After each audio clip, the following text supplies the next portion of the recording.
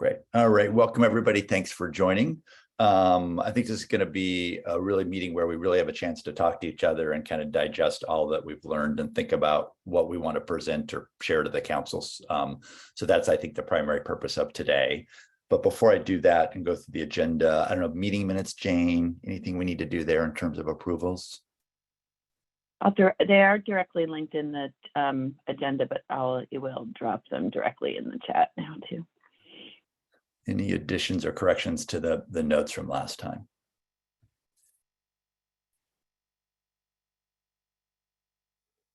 No additions or corrections? Okay.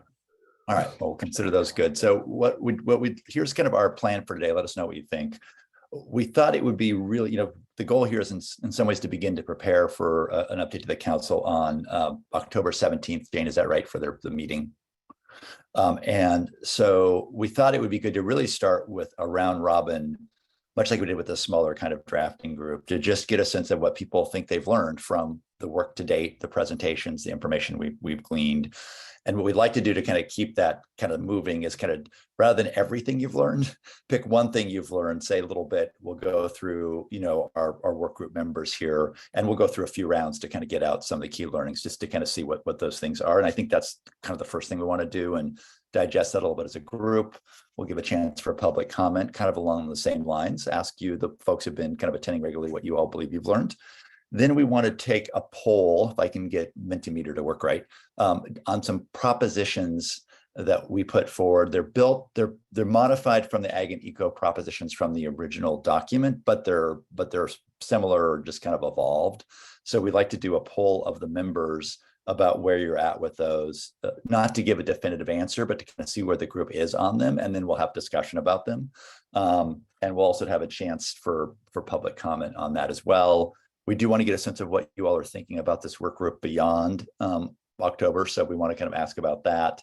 And then we'll just talk about how we're going to try to take all this good input today and start drafting something in writing. So that's our plan. How does that sound to folks? Okay. All right. All right. So Liz, go ahead. I'm sorry, I was late with a hand. No worries.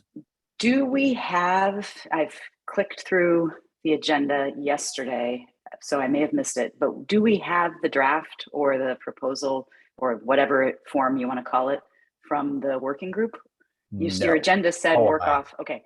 Oh, I see. Yeah. You're saying like you mean that from the old Ag and Eco working group? You mean that one? No. The more, evolved or whatever, the updated one.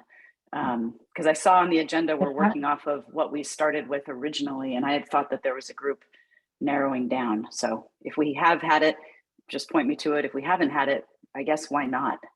No, absolutely. So no, you do not have it yet, and here's the reason why. Is we did kind of the small group kind of went around and gave us a lot of ideas. Jane and I began to draft something, and we realized there are propositions we need to test first before we have all the writing that goes with it. If we dropped a document on you fully formed, I think that would have led to more confusion than trying to actually see, do we know what kind of we agree with, and then we will add a lot of color to that. Got it. My only concern is, at least for my brain, having a proposition at a time without understanding the full set is difficult. So I'm happy to participate today, but it's going to be a lot of well, what else is what else is on the list? No, and I think you'll see them all at once, Liz. Yeah, but the way that the meter that the survey will work, you'll see the broad strokes all at once, and so you should be able to evaluate it all together.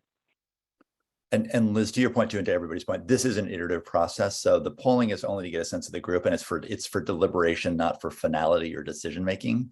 And then this will kind of go through several iterations to get there. So to Liz, to your point, people will absolutely need to see kind of the whole thing and the details before they can sign off for the council. So we know it's gonna take a bit of back and forth to get it there. Judy. Great, thank you. Good question.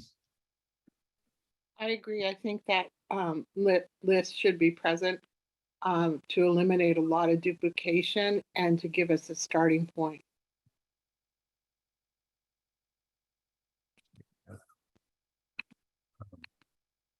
All right. You mean the list that is the ag and eco list, or the list from the, so all we have right now, Judy, just so nobody thinks there's like a document out there, was just a consolidation of the notes and round robin conversation that we had with the drafting group one time. And so there's really nothing like that's been, just there, all there is a suite of notes put together by the suite of you, and it just felt like we'll put that all out through the survey right at the beginning here after we go around and do that round robin with everybody. Yep, that's exactly what I'm talking about. I think those should be present, so we're not spending half of our time duplicating the conversation. Right. And I think just to be clear too, I think that, again, in my experience, for what it's worth, is if we dropped a full blown draft document on you with Jane and my effort to interpret you all, I think it would be highly imperfect. And so really having you discuss both kind of the broad conclusions you're reaching or not, and some of the color that you're going to add to it, given the presentations that many that we heard, we will get you a draft that will be much closer to this group's sense of things than if we dropped it on you right now. Well, clearly you're going to do what you want. I'm just sharing my opinion. No, Thank totally you. fair. And Judy, you and Liz are expressing similar opinions, so you're not alone. All right. So imperfect as this may be, let's give it a shot, and we'll go from there. Okay. So I think if people could just, if again, members of the task group, if you could kind of keep it to one thing per comment, we'll do several rounds as needed, and we're going to take good notes, is to really get a sense of what, given all the really diverse and good presentations we've had over the last 5 to 6 months, what is it that you're concluding or learning? What would you want the council to know about our exploration of biomass, particularly around electricity, and at least to some degree, a little bit more broadly around thermal and forests? So who wants to start of the members? And I'll just kind of, call on people. You can always pass, but we'd love for everyone to kind of get their oar in the water here. So anybody want to start? I'm happy to go first just because I've got some good coverage right now. Billy, go for it before we lose you. Excellent.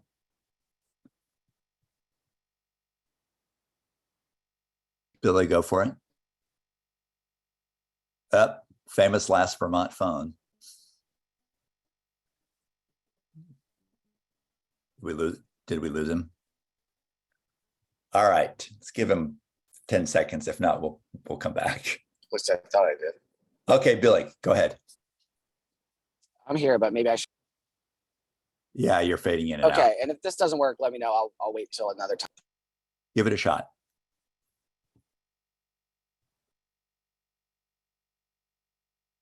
Billy, you're on mute right now, so good. Yeah, I'm going to wait, Pat. I'm going to wait if I don't have coverage. I'm going to wait.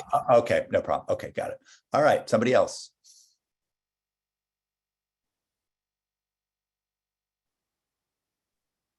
I'll hop in, I guess, to fill the role. Thank you. One area that I've learned quite a bit about is just around air quality, and how we're thinking about air quality concerns from both some of the larger plants we're talking about, plus some of the residential applications of things. So I've learned a lot in that space around kind of different regulatory bodies or things that regulate those, and how it's different between the different sources that we're talking about. There's still more that I think I want to know, because I think that if we advance policy recommendations around that, we need to be really clear about who we're advancing them to, like who the body that would make the change is going to be, because some of the policies are handled state versus federal. And I guess one kind of follow-up to, I've learned a lot, but I'd also like to know would be, if it's possible for somebody who has a better handle on this than I do, to just put together like a one-page white paper on like regulatory body, what the regulations are and how they apply to what we're talking about.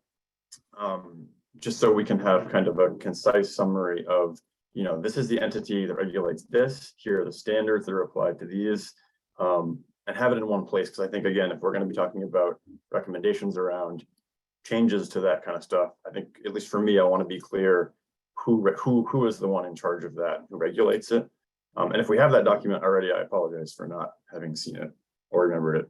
And I want to do mostly a round robin, but there was a specific question. So if there's a specific factual question, and if someone can answer, I will turn to that. So Megan, can you respond to Charlie's request? Yeah, I can. And sorry for having my camera off, but I'm under the weather this week. Charlie, I think that's a really helpful idea, and I'd be happy to work with folks in the Air Quality and Climate Division at ANR to put that together. I think we may actually already have some of that kind of like fact sheet slash, snapshot look at the regulatory landscape for biomass emissions on our website, but I can try to pull a one pager together that really outlines the scope of that authority, which really just, lies entirely with the state of Vermont, because the federal government has delegated authority to the state to regulate those sources. So it's really just within the state. But we do exercise our Clean Air Act authority that's been delegated to us as applied to those sources. But I can work with folks in the division to put that together if you really think that would be helpful. Great. Thank you, Megan. Thanks, Megan. And yeah, I guess my main kind of thing here is just to make sure that as we look at policy recommendations, we're really deliberate about who we're pointing to. So we know kind of what the entity that needs to make the tweak or the change or that kind of thing is. So thanks. Great. So someone else in terms of what you've learned to date, you'd want the council to know about. Who wants to go next? I'll try again. How about that? Okay, give it a try, Billy. Okay, great. So, I've learned a lot from these conversations. I think what sticks out most is how complicated and interwoven the use of wood fuel in Vermont is with a number of important issues. Greenhouse gas emissions, public health issues, forest preservation and stewardship issues, rural economy, and baseload power needs regionally and locally. And that pulling on any one of those threads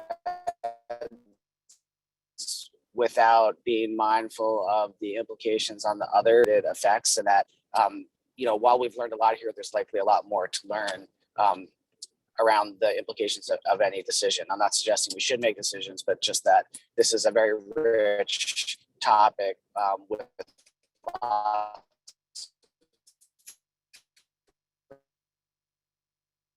Great. So I think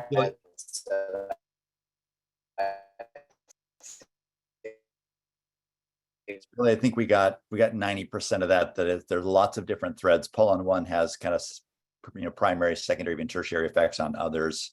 So we have to be thoughtful about how we put that all together.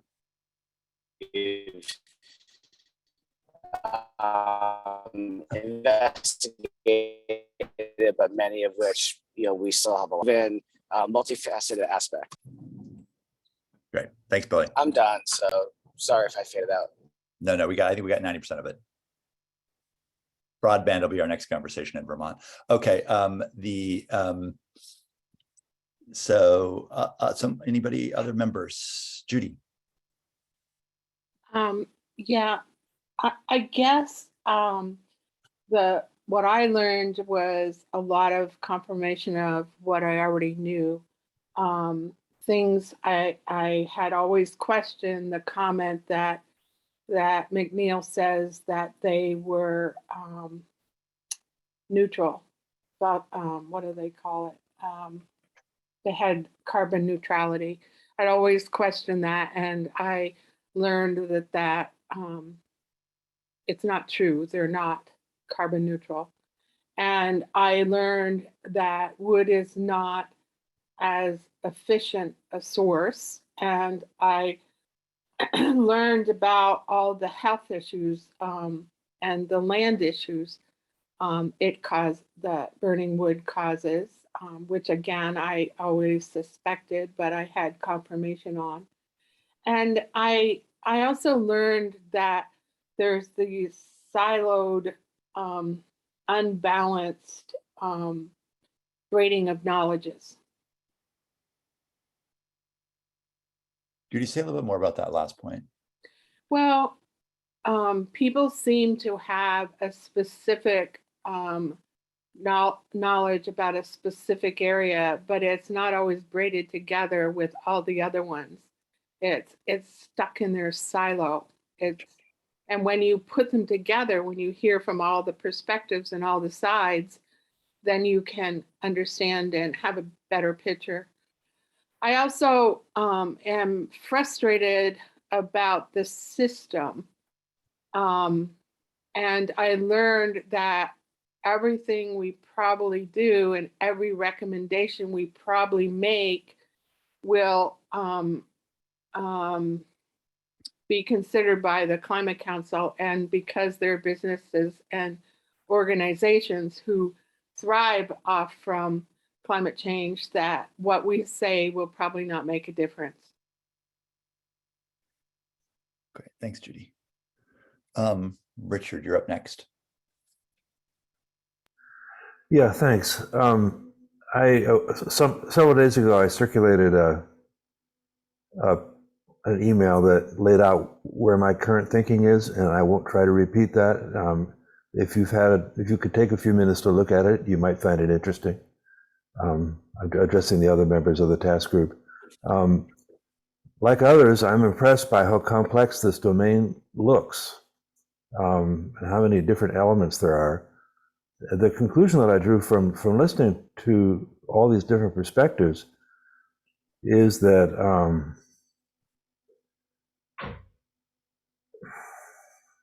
if we give weight to economic and social and cultural and environmental considerations, some of which say that burning wood would be a good thing, and from different perspectives. If we do that, then we need to make sure to give appropriate weight to the carbon dioxide emissions of the burning, whether it's for electricity or for building heat.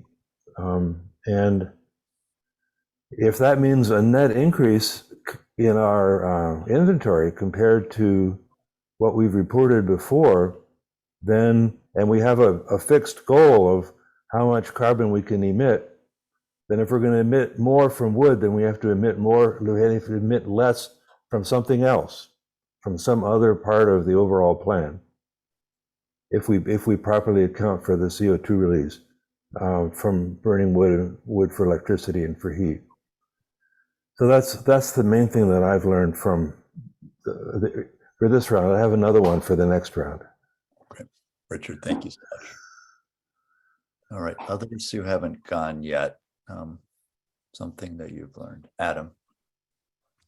Yeah, so I've been working in this space for almost 18 years. So it was really helpful to listen and learn, and I'll echo the points that other people have made about the complexity. And I think Billy's point about pulling on one strand, having the ripple effect was really well said.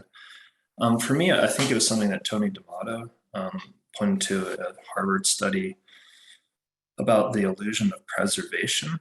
And I've always kind of thought about managed forest and the opportunity and responsibility that we have in Vermont to our forests as part of the working landscape being very analogous to agriculture. Like there's forms of agriculture that are clearly bad, and consumers can pick the local organic produce from the CSA or not, buy stuff imported from mega ag, from California.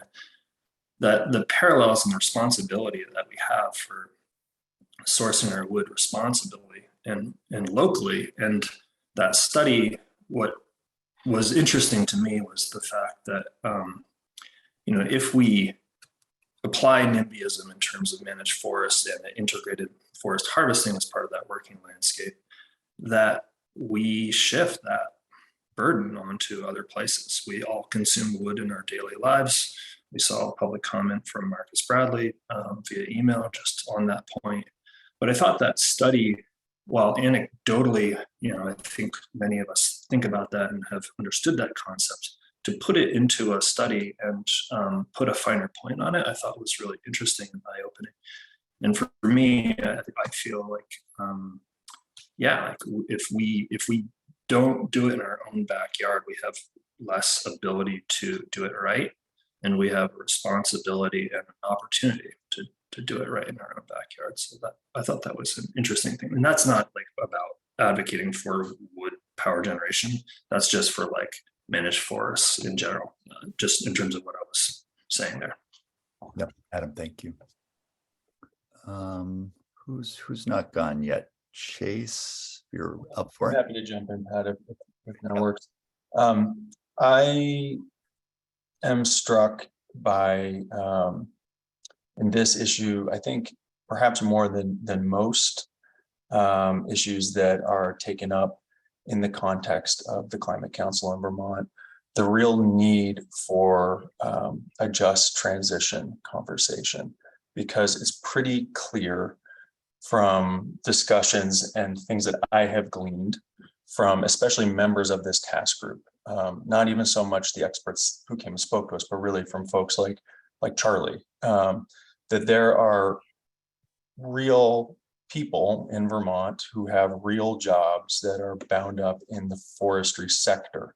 And so when thinking about a just transition in this space, a transition away from electricity generation that produces climate pollution, that is causing climate change, that is making our future less sustainable, more expensive, and more dangerous, not only for ourselves, but for our children and grandchildren. We need to make those transitions. We know that we need to do for the preservation of our planet, for people, for our own health. But how we do it matters, and making sure that folks don't get left behind. And so one thing that I've gleaned a lot also from listening to Billy and his points about the need for considering sort of impacts on foresters, forestry, local economies, is that, two things, I guess. One, we've learned from the experts that the status quo is not sustainable from a climate perspective. We can't keep burning carbon-based fuels that take decades, if not centuries, to replenish carbon stock, when the IPCC has told us we need to reduce our emissions significantly by 2030. We simply just don't have time to wait for those carbon stocks to replenish. And yet, as Billy has said, there are economic interests at play here, and there are real people with real jobs. And so I think that is the real need, is figuring out how to support transitions for people with those jobs and those interests. It might be like something like Bill Muma described, where there's a new mill being constructed in Maine that could use residue woods that would be put into construction materials rather than combusted. Maybe that's a different economic stream to support sustainable forestry practices that wouldn't require combustion of those woods that then produce CO2 emissions. Maybe there are other things out there too, but I think that work of figuring out how we can honor and respect and keep Vermont traditions alive and well, and protect folks in this transition is fundamentally sort of like the key sticking point, because the science has become so clear that burning wood for electricity generation is simply bad for the climate. But these other economic interests, they're real and they matter. And I think that that's where we need to do the work. Great. Thank you, Chase. Yeah. Liz, I don't know if you're in a place you can share with us your thoughts. Yeah, no, I'm sorry to drop off for a minute. A work call came in that I couldn't ignore. The original assignment of what did you learn, something you learned. I mean, you all know this. I said at the beginning, this is not my area of expertise. I've learned a ton. So I'm not going to summarize all of that because, it'd blow the timeline. But I guess it comes down to a version of what Billy said. I mean, like, as I was listening to, I was nodding heads at many of the comments, and I guess his probably captured best what I've overall appreciated, which is just the enormity of issues that are intersecting here. And so just where my head's at is some version of, I don't know, so it's some version of don't do anything else, that could further the problems that have been identified while being cautious about changing the things that folks have relied upon and in some respects benefited from in what we currently do. So I don't know how to articulate that when it comes to the next exercise, but when I see a complex system, I become, curious at, I think Billy was the one who said, if you pull a string, what happens? I become curious at how we can make sure to not cause whatever string pulling happens to make things, kind of worse, quote unquote, for a part of the complex system, while at the same time, at least supporting the parts that are making sense and working within the system. So anyway, I don't know how else to articulate it. I mean, there's plenty of science and interesting aspects of this that have been just really important to listen to, especially the last couple of weeks, I found really helpful. So I'll leave it there. Okay, well, thank you. Is there any other member of the working group I missed, Jane? Is that everybody? Okay. Megan, go for it. Nope. Yeah, I just have a couple of quick thoughts. I think obviously we've all learned a lot and really appreciate the comments that have been made about the valuable learning experience this has been. And, for me specifically, I think folks know that prior to focusing solely on climate change mitigation work for the agency as the counsel for the air quality division. So obviously I've thought a lot about this issue from the perspective of air quality. Not just electricity generation using biomass, but burning biomass, in many different applications. Oh, sorry, Judy. Yeah, I am officially a member of the task group, I believe. Right, Jane? I think I still am. Yeah. So this has been really helpful to understand the complexity of this issue beyond air quality, and also just, the many layers that we've talked about from a natural working lands perspective, from an economic perspective. And I think just what strikes me as applied to this issue is in many of the issues that we talk about related to mitigating climate change is that, and I've been thinking about this a lot in the context of the electric vehicle rules that we have been advancing via the agency as well, is that I think it's silly to take the position, or it doesn't make sense to take the position that, human innovation and progress kind of stops where we are now. Like it certainly shouldn't stop with the internal combustion engine, and it certainly shouldn't stop with how we regard, using biomass to generate electricity or heat spaces in Vermont now. And so it just strikes me that just thinking about what Chase said, that the status quo is obviously not acceptable, but just thinking about how innovative and progressive we can be in this space, having all of this information that we've collected. And so I'll stop there. Thank you. Thanks, Megan. Okay, what I'd like to do is just do another round for additional things that people want to add. Richard noted yet a second thought, and kind of do that with the group here, then give the public give the public a chance to do something similar, and then we'll kind of have a bit of discussion. But I'm just going to go back to the order we had, and then people can pass them on to. So Charlie, I think I'd just go back to you if you had another point you wanted to add. Thanks. I guess I would just echo and thank Chase for his comments and echo his kind of thinking around, how, if we, not that we want to separate this, but if we kind of separate out the climate impacts that we know are happening from electric generation and those things, and think more around what's going on with the management of our forests and the working lands economy in the state. And this idea that if we want this one product that comes out of our forests to not go to this place, is there another place that it can go to with a beneficial climate impact or a lesser impact? And as was pointed out, the mill in Madison is a great example. I think that in Vermont, we need to kind of be really deliberate about thinking about what are our strengths, what do we do well, what are the infrastructure for? We don't have a fair number of empty, paper mills sitting around, and I think there's work happening now in that Forest Futures plan that's going to look at that. So I think what we're doing is happening in parallel with some things that are really great to have with the conversation. And the other end of it that we haven't touched on too much, but it's just the marketplace itself for what we depend on. When we go to Sticks and stuff to buy construction materials, or we're doing things, you know, that build our houses, or the trim work that we're all seeing in our backgrounds, right? The marketplace has an expectation of what they're willing to pay for that.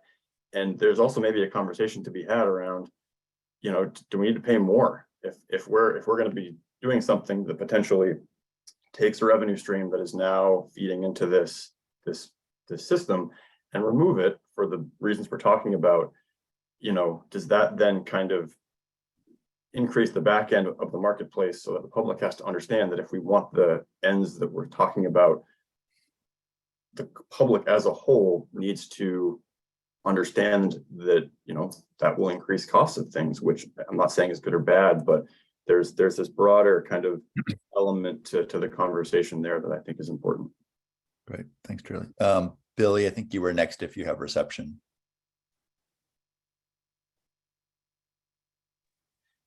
Thank you. I guess I would just echo the points that Charlie and Chase have made. I think they're good ones. You know, kind of feeds back to my earlier statement that this is a complex suite of issues. And, you know, I guess the other thing I've learned is that I don't exactly know what the alternatives are to change well enough. While, you know, I think I'm open to change for many of the reasons that have been stated, I'm not exactly sure where we would replace some of this power from. And I think that sort of information is important before we make any significant recommendations. Thanks, Billy. Judy, I think you're up. You're next. The first thing I want to say is when you pull on a string in nature, what you're going to find is the rest of the world is connected. And I'm hoping you all know that. The next thing I want to say is a just transition must include consideration for employees, but it cannot exclude consideration for the health of everyone and the land, the health of the land as well. And I think that I have said this many, many times, you will not be successful if you put economy first. Economy cannot be the first consideration for a just transition. And the most important thing that has not come up, that again, I've been saying over and over, we have to reduce. We cannot rely on technology to solve the demand issue. If we have a demand and we create technology to fix it, the demand just keeps growing. We just keep increasing the amount of technology we have. We must reduce. It's critical, and nothing's been in there about that so far. Thank you. Judy, thank you. Richard, I think you're next. Yeah.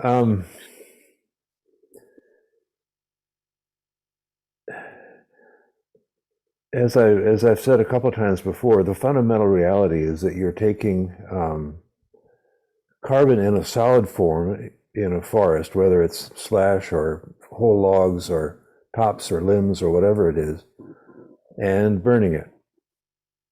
And you're moving carbon from the solid form in the forest into an atmospheric form, CO2. That's the fundamental reality. And you know, much of our discussion has been about, so how do you mitigate the damage that is done from releasing that atmospheric CO2? And it has to do with how you manage the piece of forest land from which the wood or the biomass product came going forward. And as we've learned, this is a 30 or 40 or 50 or 100-year project about how does the stuff get used going forward? How does the forest get managed going forward? We haven't really talked about how putting a mechanism in place to assure that when wood is cut and we count it as somehow being renewable or partially renewable, that the land from which it came is in fact managed in the way that is promised. How the piece of forest land has been managed up to now is not really the issue. It's the next 50 years of how the land is managed that is important. And we haven't really talked about how we would put in place a mechanism to assure that what we're hoping is going to happen is really going to happen.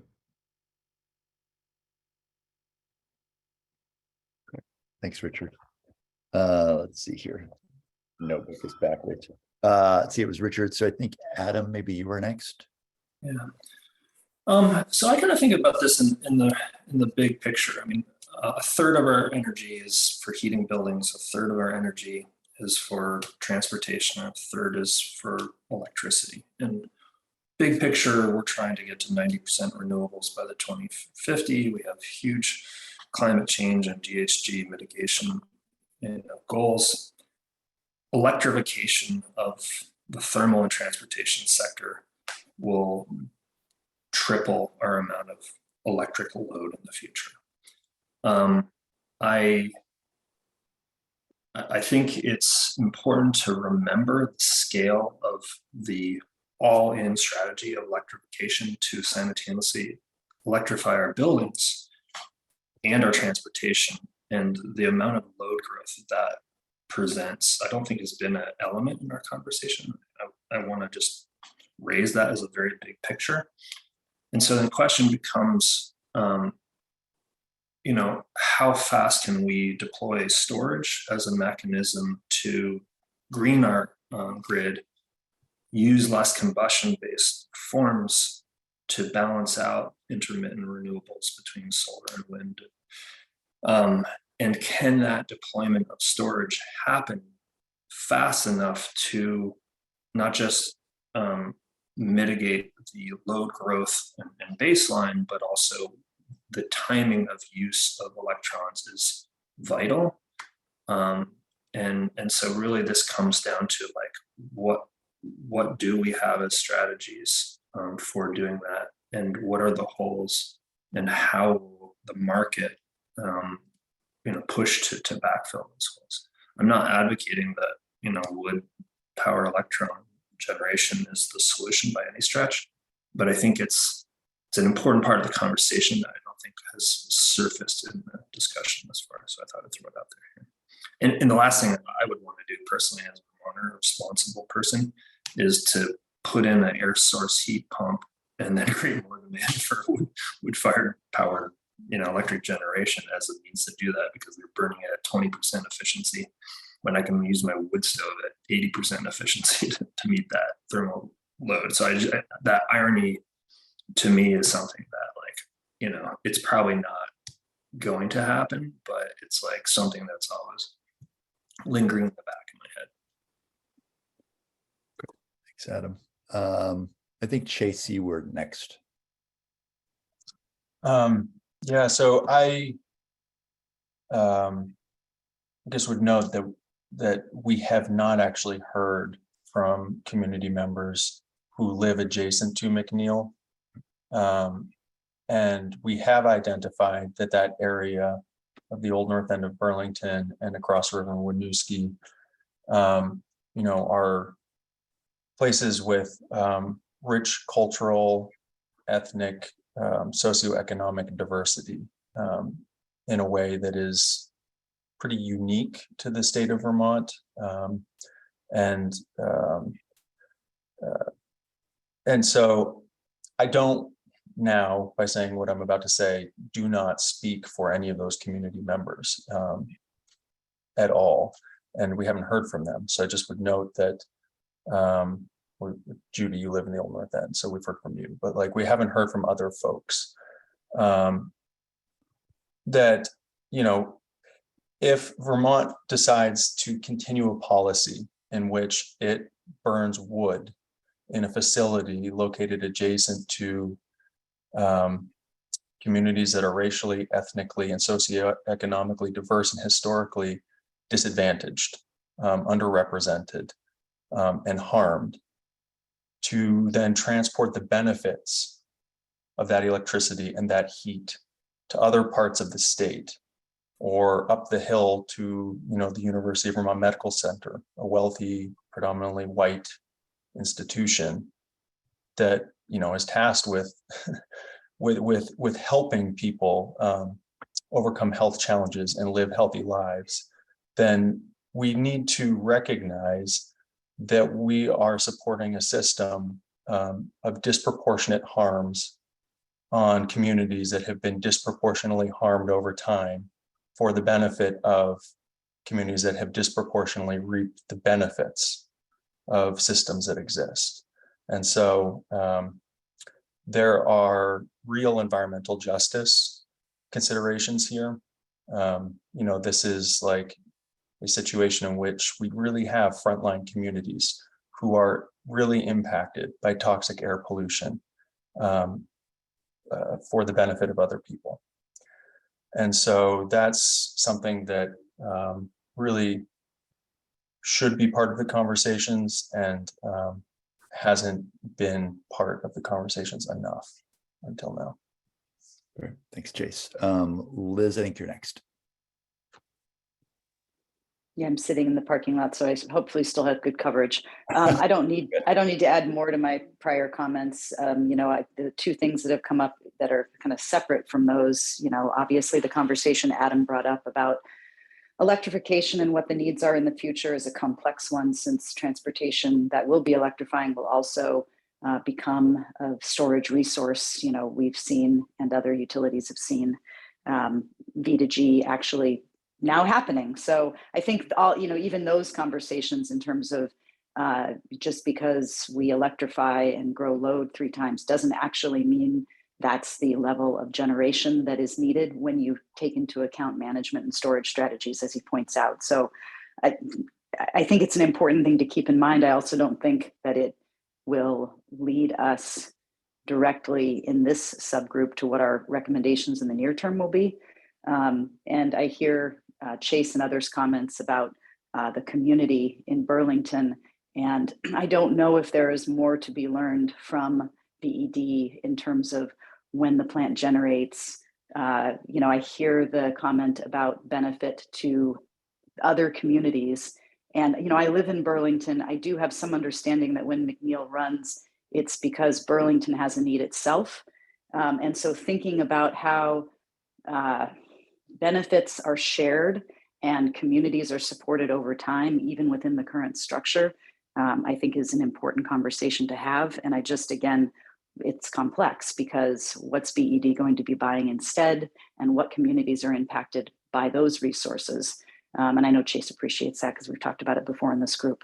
So, I just get back to the overall point of feeling like when you have a system like this, you have to think of the secondary and tertiary effects of what you're recommending. Thanks, Liz. Megan.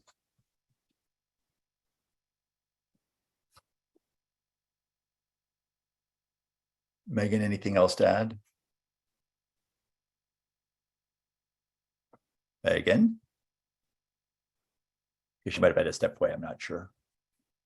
Okay, what I'd like to do before we maybe have just a bit of, any reflection discussion on this before we do a little bit of polling, imperfect as that's going to be, is just give any member of the public who wants to share something they've learned as well from the last several months would be very helpful. So just raise your hand just as Annette did. And just like the working group, share what you've learned. Annette, over to you. Yes, what I've learned, and I'm going to keep it to one point right now, is that in the last 4 years, the plants, McNeil and Rygate together, have used 956,139, I think that's tons, of whole trees sourced from Vermont.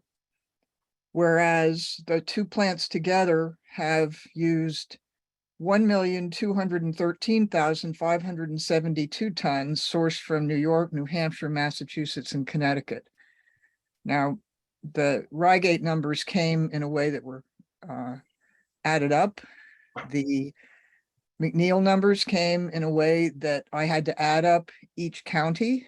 So I would want someone to confirm this because I did this while you guys were having the discussion. But my point is that we are getting more than 200,000 tons of trees from outside of Vermont for these plants. And we have not heard anything. We're not supposed to talk about what we didn't hear, but okay. we understand the harvesting practices in Vermont. We do not know anything about the harvesting practices from elsewhere. I will also add in that McNeil reported they got some mill residues and urban wood waste. And if you add those in, it's still 100,000 tons less than all the wood sourced for these two plants from outside of Vermont. I think that's important for a lot of reasons. You know, the fossil fuels just to get all this wood to Vermont, for one thing, and and I will just note as an aside that apparently in the last 2 weeks, the owners of the Rygate plant submitted all their operations into bankruptcy. So that's my one comment for now, and I would have more if I had more time, but I'm a second-class citizen. Annette, thank you so much. Appreciate it. Cheryl, Joy, over to you. Oops, sorry. There you are. Here I am. Okay, so I guess I've learned a few things, but I'll just tell you a couple of them. One is that I learned that the air monitor for McNeil, and we don't know about where the air monitor for Rygate is, but there's no, I think it matters even when it's not going to a humanly populated area. But I learned that the air monitor or monitors are not placed where in the spot that's going to actually be testing the air that's coming from the stack. So that was interesting.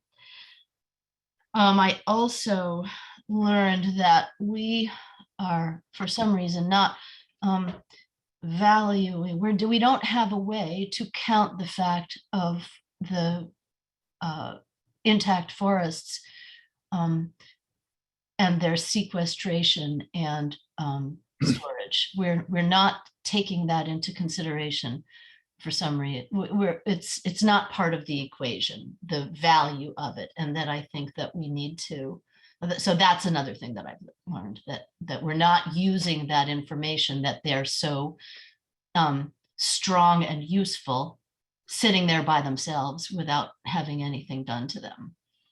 So I think that that's something that we have to figure out how to put into the equation. And I personally, and also was surprised to learn that the biomass plants are only 25% effective, efficient. I'm surprised that we're using something that's only 25% efficient. So that's it. I probably should have already known that. Oh, Cheryl, Joy, thanks. Any other member of the public want to share what they've learned, as Annette and Cheryl Joy just did? Anybody else? Okay, Megan, did you, I know you were, I don't know if you're still on, I wanted to come back to you just so you didn't have a chance for a second round. Megan, anything else to add? No, I'm good, Pat. Thank you. Okay, you bet. Okay, again, so I got a lot of crossover in your comments and some distinct and separate points that you've all made. I just, working group, task group, I'm just curious if there's other things you want to share. We won't stop the go around piece, but just kind of some conversation you want to have with each other. We want to do Pat, yeah. This is Billy. I just want to remind everyone that I have a hard stop at 9:45. So to the extent you want me to participate in any polling, I need to do that by 9:45. Okay, so good. And just want to share that. No problem. And we have a means for you to do this on your phone. Hopefully it will work, but we'll get to that, I think, pretty soon. But I just want to get a chance for people to digest each other's comments a bit as the task group, and then we'll do some polling. I will put all the caveats about that before we do it, and we'll try to get it done before Billy goes. So any kind of reflections on the comments of your colleagues in the task group right now? Again, it's complicated, pulling on one thread. It's a system. There's a lot of questions about forest management, as Richard said, going forward. I think Annette mentioned kind of the spillage challenge of forests that's not just Vermont forests that are affected by these plants. Questions about if we do say we close these plants tomorrow, what does that mean for just transitions of the local community next to them? What does it mean for folks who are foresters or landowners? What does it mean for base load or load for Vermont? So a whole set of questions there that I think people raised if we were to make changes. And I don't necessarily think that people say those changes would be wrong, but there would be a lot of effects people would have to understand and mitigate for. Richard. Yeah, the speaker from the Canadian Forestry Department last week made an unusually clear presentation about how we count greenhouse gas emissions from burning biomass, and how IPCC has confused people by moving the accounting for biomass into the land use and landscape part of a national assessment, and saying that it should be counted as zero in the greenhouse gas assessment. That doesn't mean it shouldn't be counted, but if you focus just on the methodology for greenhouse gas emissions, then you give burning biomass a zero, which is clearly not correct.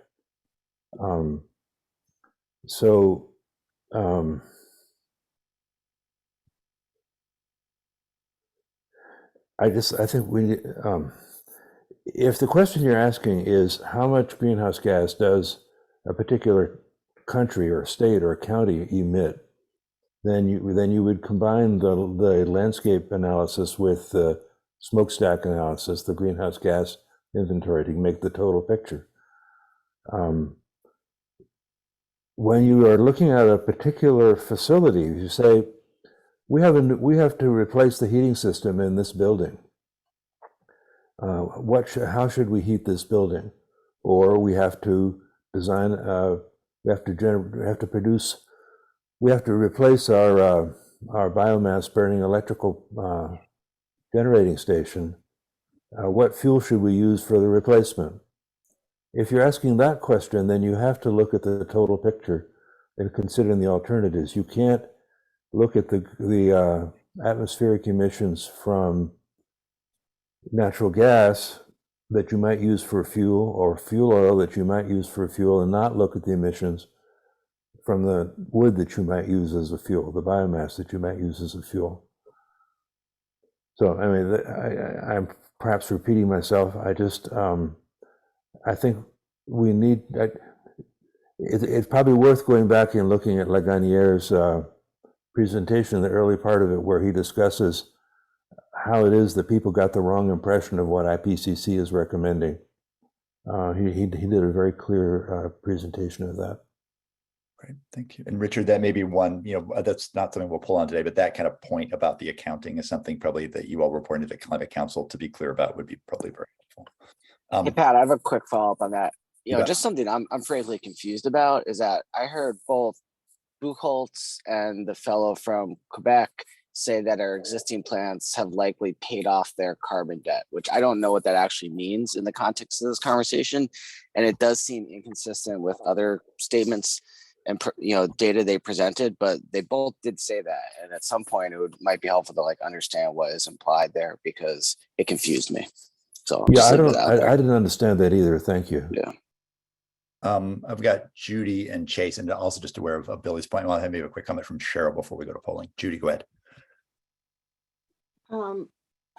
Richard and others have brought up questions about what do we do if we just close down McNeil. I have a question about that.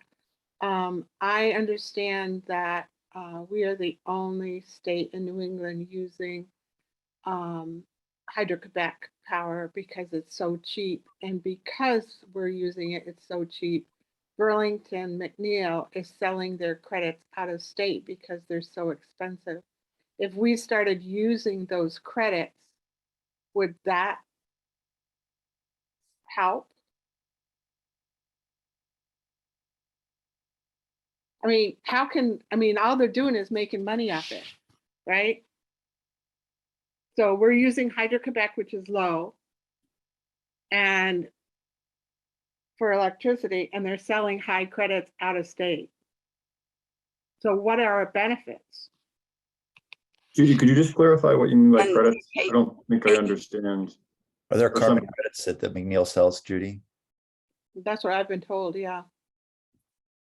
Yeah, it's Liz. I'm in a terrible coverage spot, but if you can hear me, Judy, I'd be happy to talk with you separately, like about the whole, but two things. Other states do use hydro-Quebec. In fact, like Massachusetts and other states have been, looking to use more of it and, creating clean energy goals with that in mind. But on the RECs themselves, I'm sure McNeil would go over with you how they do that.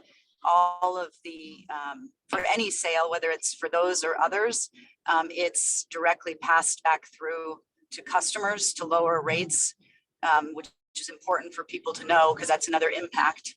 And it probably also may vary by utility. For example, GMP doesn't use any RECs from biomass in our, accounting for renewable goals because it does have a carbon impact. So we don't use them in our in-state goals. There is one state, I believe, that will purchase them under their renewable standards. And so those are ones that get sold out of state in order to lower costs here. So I'm happy to have those conversations in more detail. They're super complex, and I'm sure BED would give you some answers too if you were looking for them. I would like that. Thank you. Because it seems like right now, to me, we get all the pollution and they get all the credit from that pollution.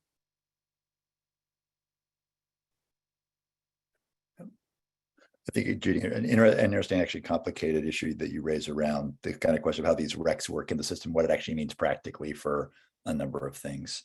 I mean, I think one of the things we did talk about over the time is the notion of like, as compared to what matters, right?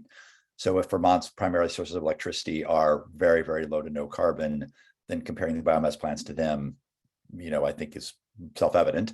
If, you're comparing selling this REC to some state that has mostly currently coal or whatever, then that's a different comparison. So I think we've really potentially, at the cost of Vermont. So that's the things that we've talked a little bit about, is it compared to what in the analysis matters a lot. It does, because like I said, if the pollution is making our folks ill and we're to save money for people who are buying their electricity, our expensive credits are being sold out. Let me do this. Let me go to Chase and Richard. Cheryl maybe has a really quick comment. I do want to poll before Billy goes. He has to go soon. So I just want to get everybody a chance to kind of weigh in here, and then we'll actually talk about the polling. It's just it's to help us focus. But Chase, go ahead. Thanks, Pat. I wanted to sort of build on or touch on something that Richard and Billy said. Richard, I absolutely agree that there is a real need to accurately account for greenhouse gas emissions. In the Vermont greenhouse gas inventory, the whole host of things are classified under the term biogenic, and we just consider them to be zero carbon CO2, carbon dioxide, even though they're all carbon based. And when you combust them, you get a lot of carbon dioxide, and that carbon dioxide enters the atmosphere where it stays and where it causes climate change. In the context of wood biomass, of course, some new trees can grow and then absorb some carbon dioxide. And so, in that space, people discuss, what the ultimate carbon impact is. But ultimately, Richard, I absolutely agree with you. We need accurate accounting, frankly, because time is running out. The IPCC is clear that we have to get our climate emissions under control this decade. And if we continue to knowingly miscount our carbon dioxide emissions, we're really doing ourselves a disservice and doing future generations a disservice. We'll have to live with the very real consequences of that very real carbon dioxide that does enter the atmosphere, whether we, include it on a spreadsheet or not. So, yes, I totally agree. And I just wanted to touch on something Billy said about the carbon debt question. My understanding is that Dr. Buchholz's research that he presented on was about advanced wood heating systems, and that the key conclusion there for his research was, depending on the feedstock source used, for that wood bioenergy in an advanced wood heat system, which is a thermal system, not an electricity generation system, that you can have some carbon benefits relative to fossil fuels like natural gas or heating oil to heat your home. But never, you would never have the same type of greenhouse gas emission benefits that you would get from a heat pump running on clean electricity. I think that was sort of the primary conclusion that he drew. And that if you change the feedstock, so you're not using residues, then that advanced wood heating system produces more CO2 than heating oil and more CO2 than natural gas. That was what that study was about. The statement that perhaps McNeil or Reigate have paid off their carbon debt was not covered in his research. My memory is that it was sort of a note on one of the final slides of his report, and it was sort of a little anecdotal. And so it wasn't really covered in that study. And I think that when Dr. Langenier was talking about carbon debts, he was, as we all know, looking at sort of the time horizon over which it takes for new forest growth to resequester carbon dioxide that's emitted when trees are combusted for electricity generation, which is specific to what we're looking at. And if you recall, there was that one slide that he had that compared wood biomass electricity generation to natural gas electricity generation. And it compared the two over a 100-year time horizon. And because of just the inherent inefficiency in using wood to produce electricity, it's just an inefficient wood energy source. That when you compare those two, natural gas and wood together, the wood will never outperform the natural gas for electricity generation on a 100-year time scale, unless, I hear some chatter, someone jumping in. No, you're good, keep going. Okay, unless you had a counterfactual scenario where you were taking that wood residue and you were just burning it on the side of the road, basically, I think in that scenario to sort of have forest fire prevention sort of strategies. So to me, the big takeaway there when we're talking about paying off carbon debt is a couple things. One, what's the time horizon? If we're looking at 100 years and the IPCC is saying we have about 7.5 years to get our carbon under control, those are just wildly different time horizons. And we need to keep that in mind. The second thing is compared to what? And if we're looking at natural gas as the primary fossil fuel that would likely displace wood, I think as Adam has suggested in some recent emails, the research conducted by Professor Langenier anyway suggests that in the electricity generation space, burning wood would in fact be worse than burning natural gas, which is not to say that we should burn natural gas. They both have climate impacts. Thanks, Chase. I appreciate that. I just had pointed out what seemed to be a discrepancy in their statements and whether there was some question about the tenure of those plants that put them in a different category. So yeah, again, I like we should move on because I do have to leave. And I guess the last point I'll say is like I don't disagree that there's obviously short-term emissions differences between those sources.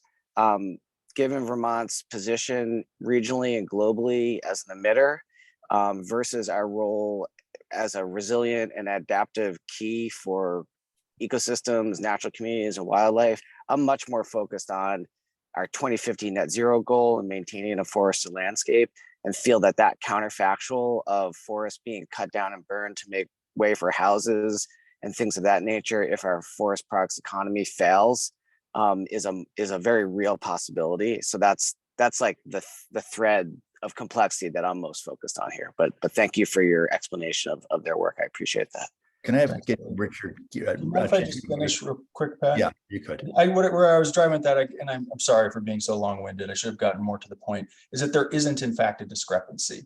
Like the difference is explained in the data and in the modeling and in the science. It's not a discrepancy. It's just how the data represent themselves. When you look at what are the counterfactuals that you're comparing them to, what are the efficiencies of the energy sources that are being used? These are, for lack of a better term, pretty objective measures, not discrepancies. Great. Thanks. Great. Richard, over to you. And then again, I do want to kind of maybe take a moment to poll and we can come back for the conversation. Just really quickly, I'm prompted by something Judy said a few minutes ago. For 100 years or more, Vermont has been a net importer of electricity from elsewhere. Increasingly so. We have not built generating capacity or within the state we have built it, but it's small compared to the total usage of electricity in the state. So what we've done is we've pushed any environmental costs of the generating of electricity off on the people living in New York and Connecticut and Quebec and Massachusetts, rather than absorbing them ourselves, for the most part. McNeil may be the exception to that. Charlie, do you mind if I pause for a minute and see if I can get some polling in, or do you want to take a quick comment before we poll? Yeah, just a quick comment. I think the efficiency questions around fuel sources, natural gas are great, and I have learned a lot there. The one area that I'm not clear on is when we account for this kind of switch or side-by-side comparison would be the accounting of the emissions related to the actual extraction, processing, transport of the natural gas. So the efficiency of combustion and everything is one thing we've talked about, but we haven't really talked about where the gas comes from, what the impacts there are from climate, equity, all those standpoints too. So if we're going to dig in, I'd love to talk more about that area for learning. Okay, great. Okay, what I'd like to do, I want to kind of, again, we're trying to develop some propositions kind of building off of the work that the Ag and Eco Group did. And then actually, Judy, the polling's actually at 9:25. There's two kinds of polling. So that's why we're doing that now. We have two rounds. That's why so this is work. I'm trying to keep with the agenda here. The final polling will be about kind of the future of this group. So, and again, the polling's not definitive. this is not going to give us the answer. It's to kind of focus where you all are at in terms of what you think we're concluding for the Climate Council. We may have very very kind of definitive or direction results. They may be all over the place. So this is going to help us just kind of draft what we can put forward to the Climate Council on behalf of all of you as a group. So again, it's not determinative. The questions are the best we can frame them. They're probably not perfect. So we can talk about how the language should be written or done differently, all of those things. And so what I'm going to do is I'm going to put in chat a Mentimeter link.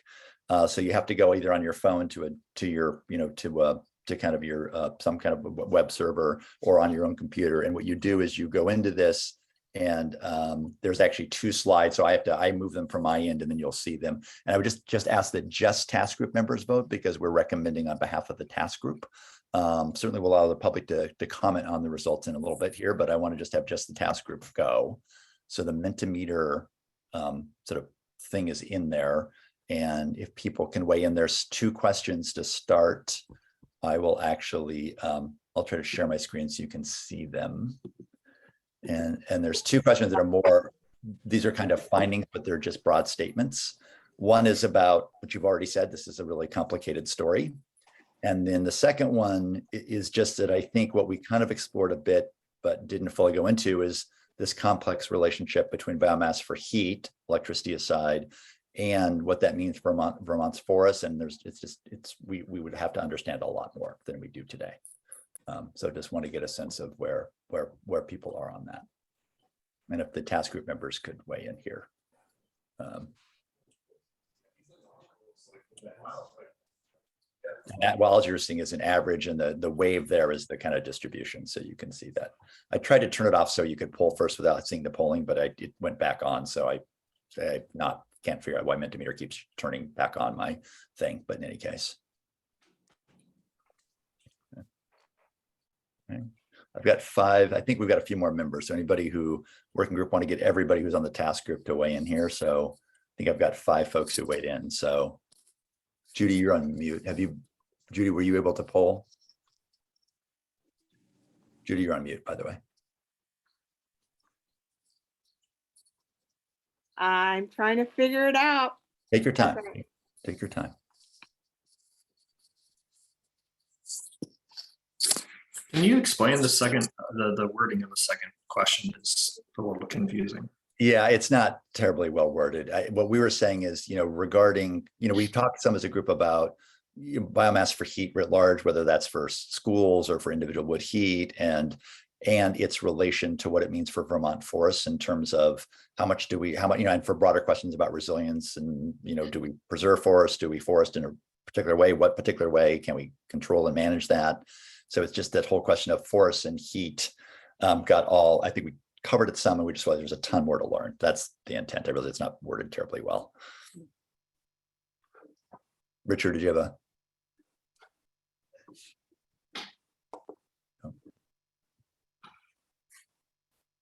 Looks like with Judy, someone else was able to weigh in there, which is good. Okay. Okay, I'm going to go to the next. Now, the next propositions, again, these questions are not, I had to shorten them to make Minty work. Good, we've got 8 folks, that's great. So the next questions are more about, they're in some cases pretty strong assertions. In some cases, they're more sort of statements. And again, we just want to see where people are. There'd be a lot of detail that go underneath them and rationale and logic. So this is like why polling is imperfect. But let me go to the next slide here.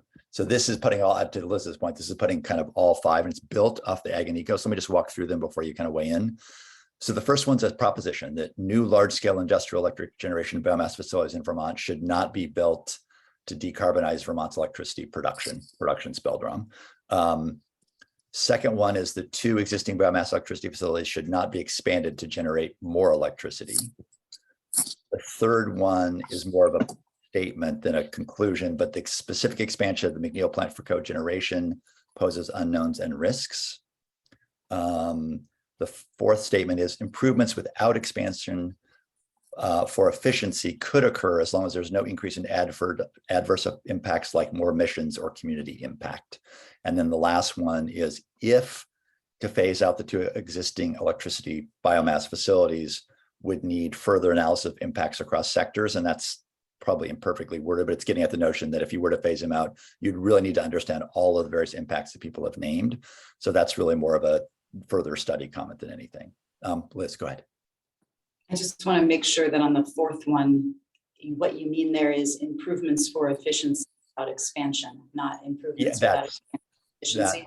You're right. Improvements for efficiency without expansion is the way it should be worded. You're absolutely correct. Thanks, Liz, for the clarification. And again, these are not the only assertions you all may want to make. We want to just kind of see where the group is on these statements. Again, partly building off of our work and the Ag and Eco group. And so I guess I'm a little confused because didn't BED say that if they were going to expand for thermal, they would increase their generation? So that's like not even a scenario that's represented here.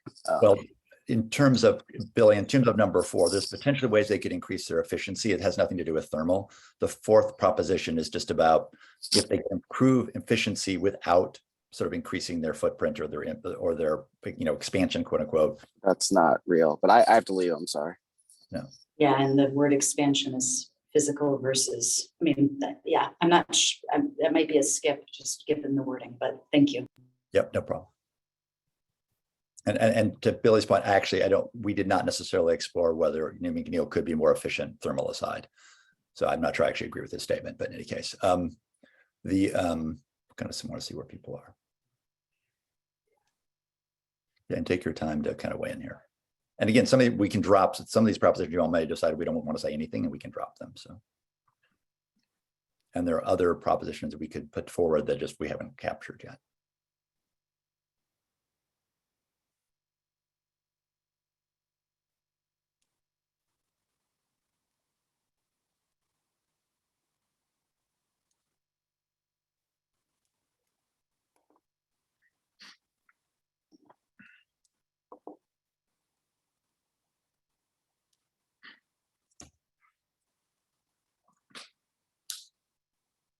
Got 6 of 8, so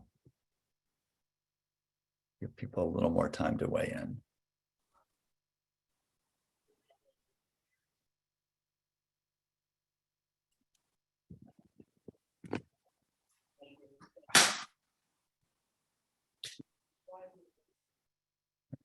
I've got 6, I got 8 on the last one, so I want to just give a chance for people to see if I can get eight votes in there. And Billy might have left, so we might lose one, but I wonder if we have a 7th out there still out there. Yeah, you got me because I'm parsing the way these are written. I don't Yeah, understand. sorry. Vote And on. then you want to ask, as you think about this, you want to ask more questions for what No, we're. no, a skip is fine for now, I guess, but yeah, two of them, the one we talked about in number 2 are worded in ways that are tough because expanded, what does expanded mean? And like we talked about, electricity generation is potentially expanded by thermal use, but it's not the reason for. So at any rate, that's fine. I'm the holdup. I can either put in a 2.5 or skip, doesn't really matter, I guess, for this purpose, right? Yep.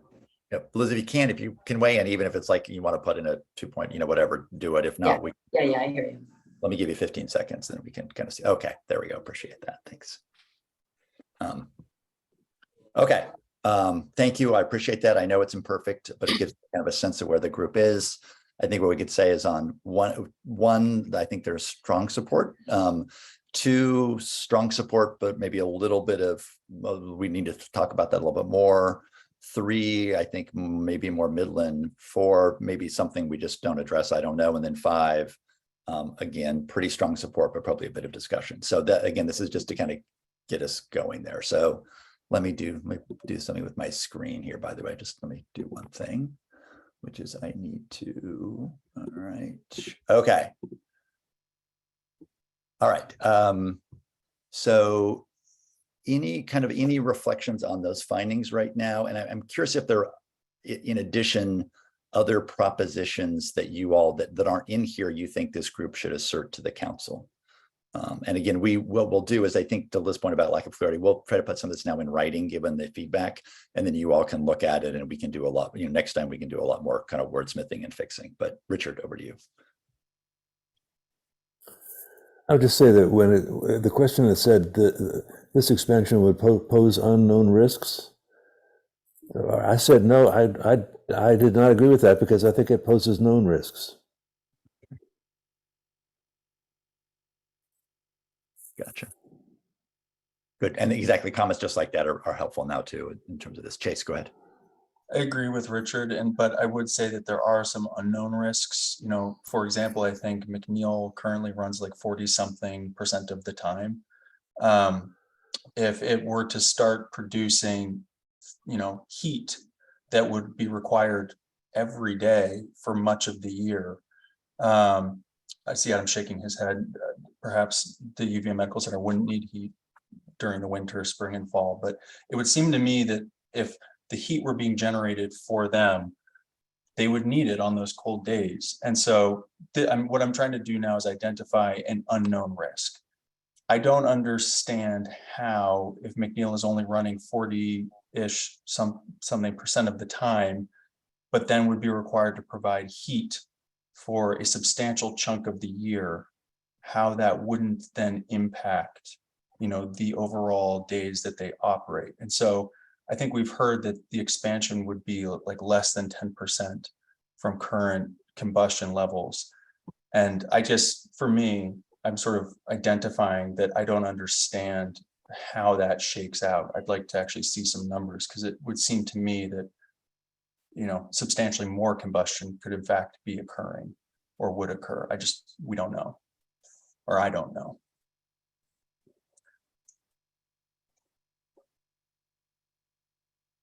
Great. And I remember that, right, that there, and I don't remember the days operating. I remember there was a conversation. They said their emissions would increase by 4% and their emissions would still be under their permit limit, because apparently there's some room between their permit limit and what they're currently emitting, but I don't remember a number of days that would change.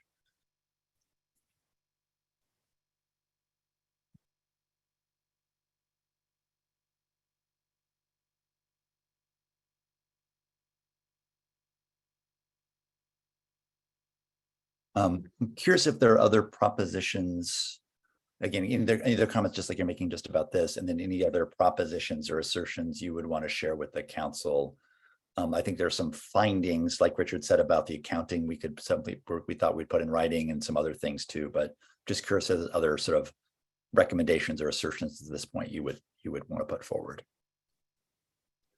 And just to be clear, Pat, are we talking just about electric led generation facilities, or are we like casting the wide net over everything? Well, I think it's a good question. So we had a lot of discussion about scope. So we focused on electricity, but we also had some conversation about thermal, recognizing the clean heat standard had already been passed by the council. And in this group, we had to the points that Judy and others have made about all the threads.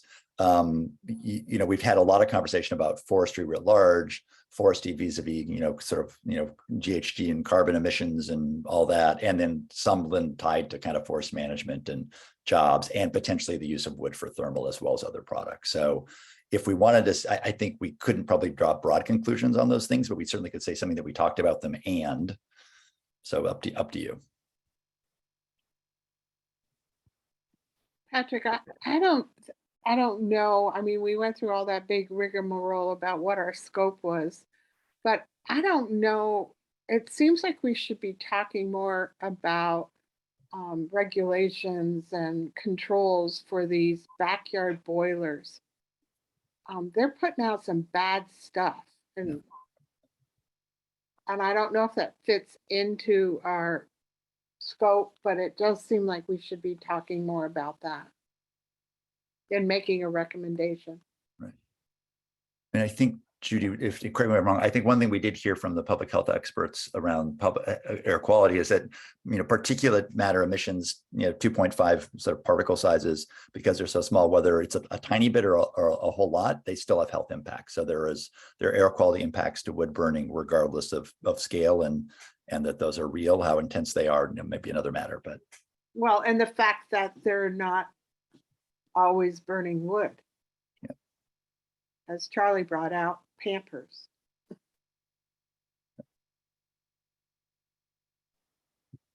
Because we certainly, I think in the proposition we put forward here, we didn't say a lot about air quality, but I think that could be another area that potentially we could say something about, at least what we've learned.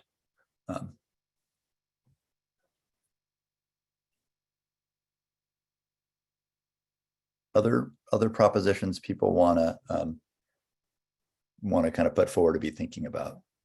And obviously there's a lot of detail beneath each of these that we could put in writing for you all then to look at and absolutely improve. I would just offer, Pat, that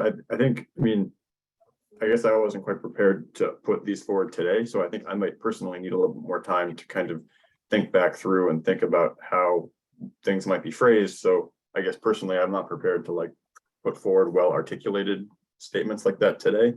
But if that's something that we want to do and then submit for this kind of voting in a future round, I think that's totally fine. Jane, tell me, I want to just talk a little bit about next steps now that we have more conversation to have. So I think my understanding was, Jane, right, we were going to, what we would do is we would kind of take all this, Jane and I would put something in writing from today's conversation, the earlier discussion of the drafting group, come back to the drafting group with something in writing for you guys to work on, I think next week.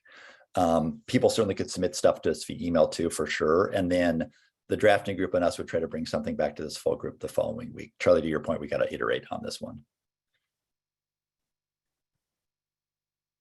And Judy, there's another question we need to, before we close today too, is who else do we need to hear from? So Judy, please make sure I don't forget that, because that's a good question. All right, so I think, Jane, maybe what I want to just give the public a chance to react to the kind of polling and conversation, and then I think we have some clear next steps. And Judy, we're going to come back to the question of other presenters in just a second, so I will not forget that. The public, if there's any kind of comments or reflections you want to share on the polling we just did and a bit of the conversation we did about it, now's your chance. Cheryl.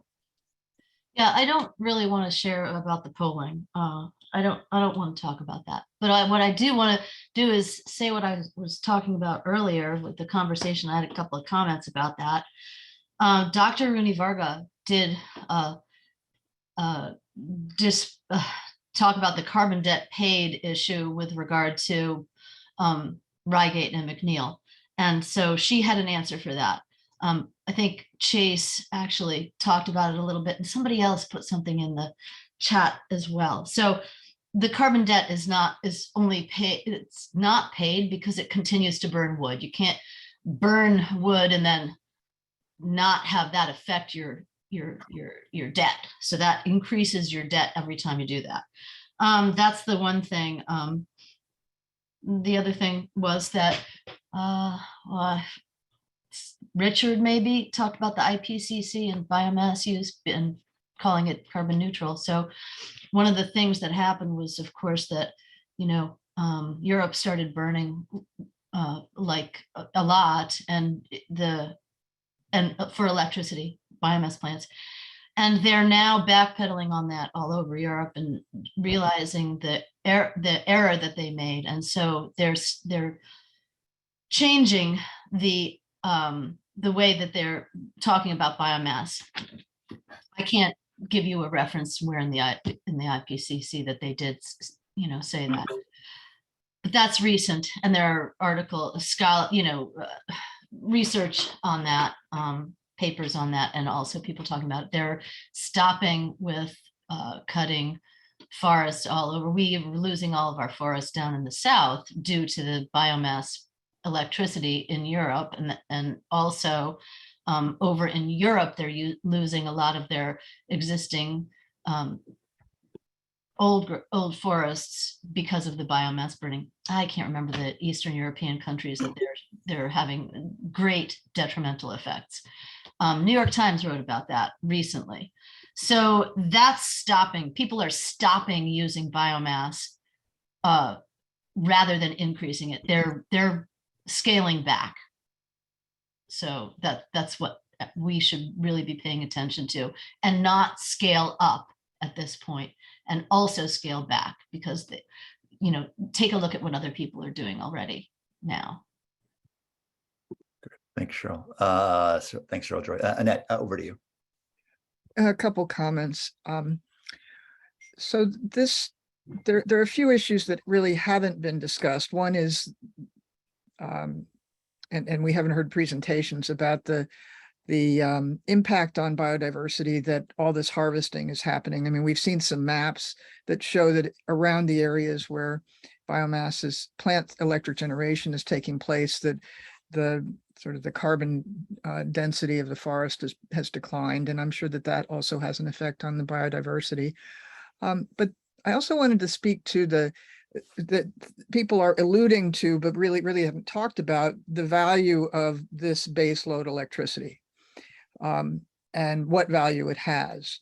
There are arguments to be made, I think, both ways, that it, for instance, with the increase in intermittent renewables, we will be seeing the need even more for the intermittent renewables to ramp with plants like natural gas plants, which are what the region relies on to a great extent. There are some hydro facilities that also ramp in response to the intermittent renewables.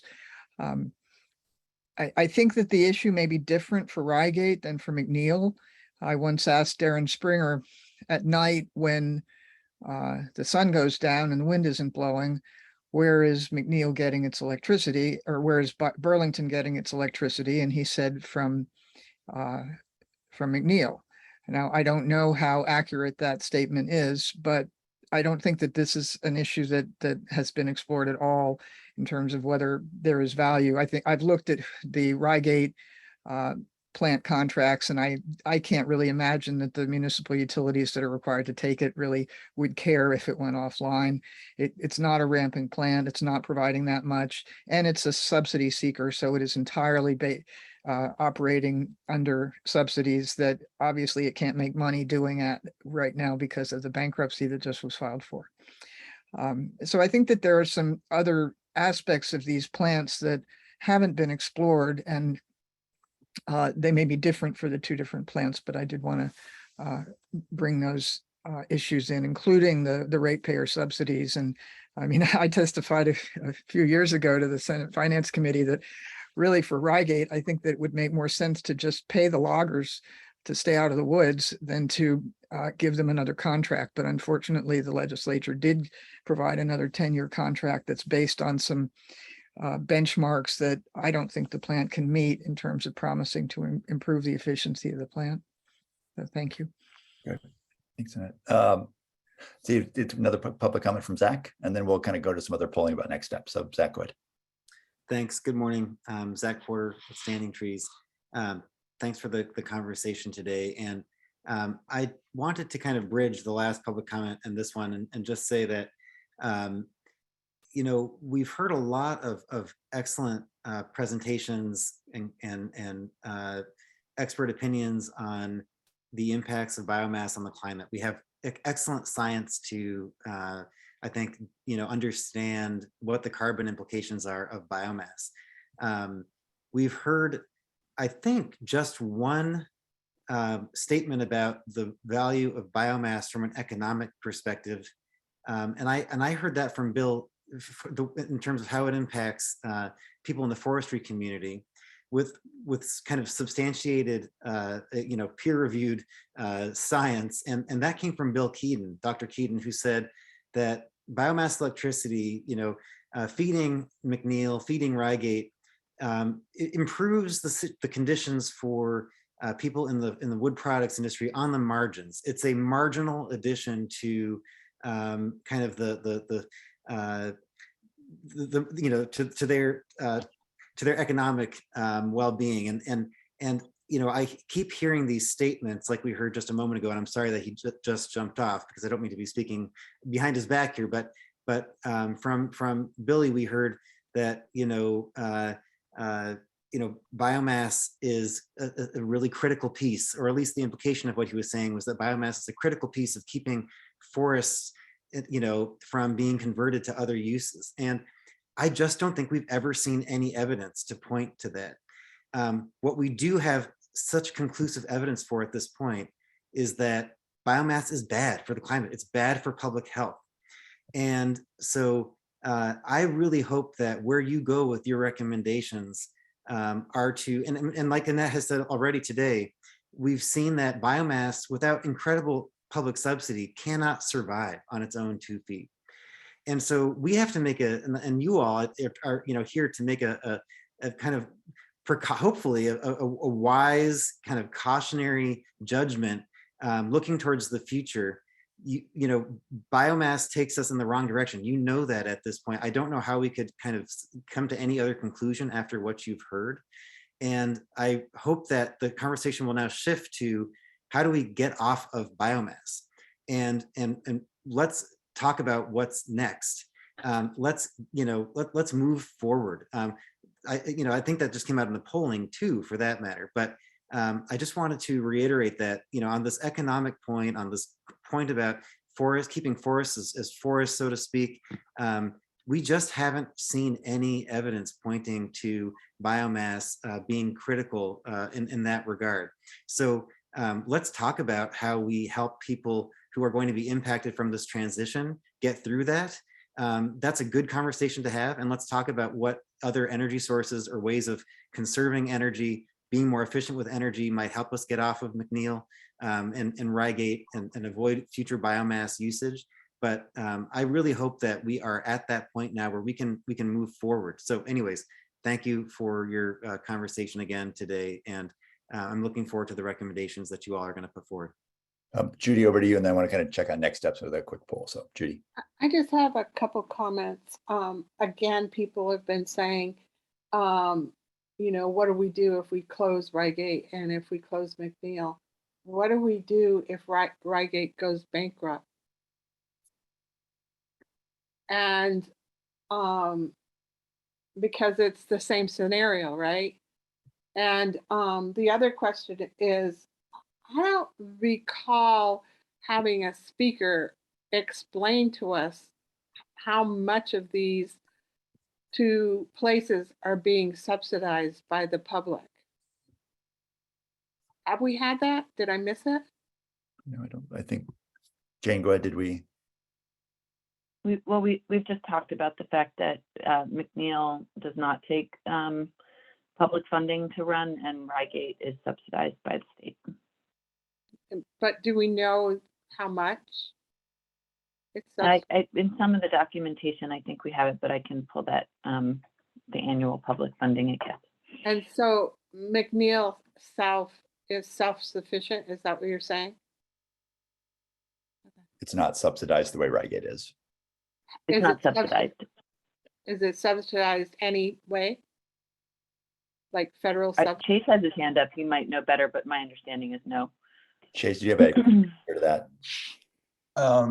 Yeah, my understanding is there's not the type of subsidy that exists for Rygate, where statutorily under Vermont law, all utilities are required to purchase a certain amount of electricity from Rygate, which essentially functions as a subsidy. You know, it raises rates somewhat for the rest of Vermonters and keeps Rygate in business.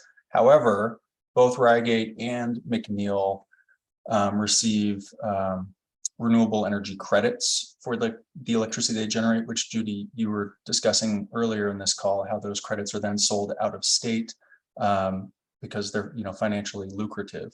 And although that's not a subsidy from Vermont taxpayers to McNeil, that functions, you know, as an economic benefit to McNeil that allows it to, you know, gain some additional financial support. So lots of folks would look at a renewable energy standard and say that it functions like a subsidy because essentially we are giving credits, you know, financially valuable credits to some things, but not to others. And by doing so, we're essentially incentivizing those things we give credits to and disincentivizing the things we don't give credits to, which is why, you know, Massachusetts decided it was going to stop awarding credits for wood biomass electricity generation in its renewable portfolio standard, because it doesn't want to continue to, you know, effectively subsidize wood biomass electricity generation. It would rather subsidize other things,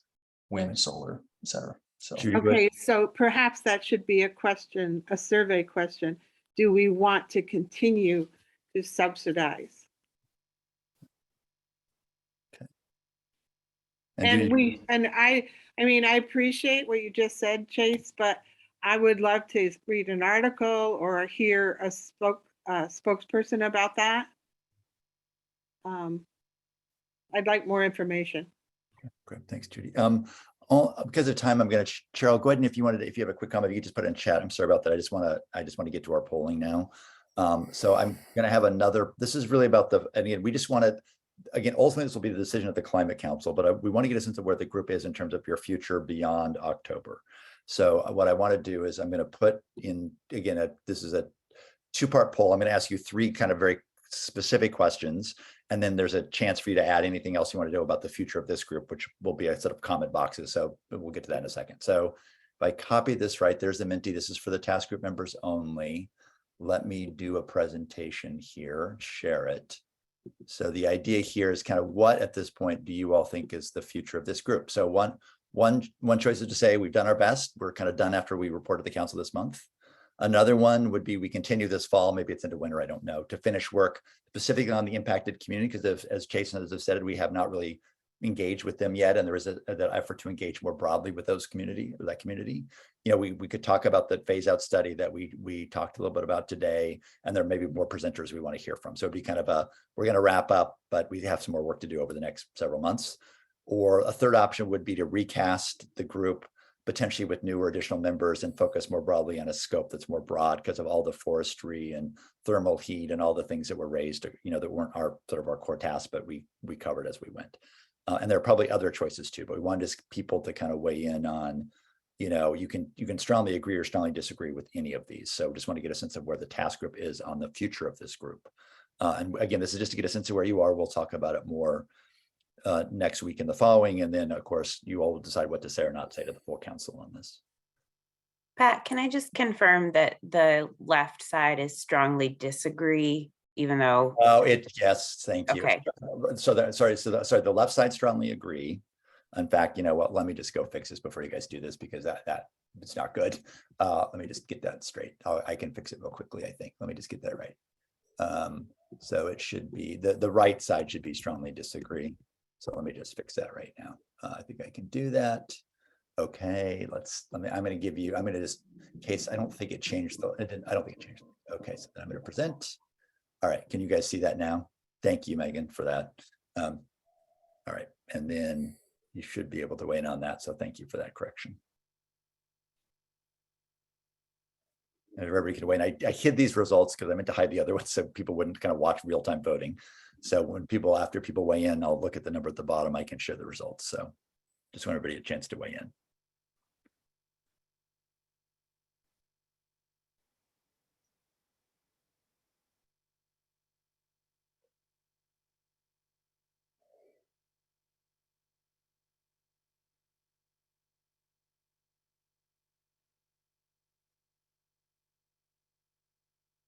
And I think Liz and Billy dropped off, so there should be 6 people in total left on the task group.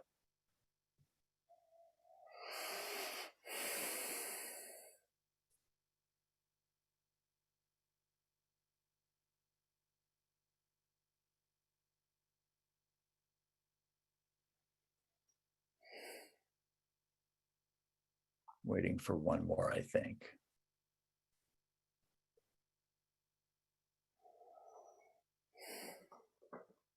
Let me see if I get to 6 here before we.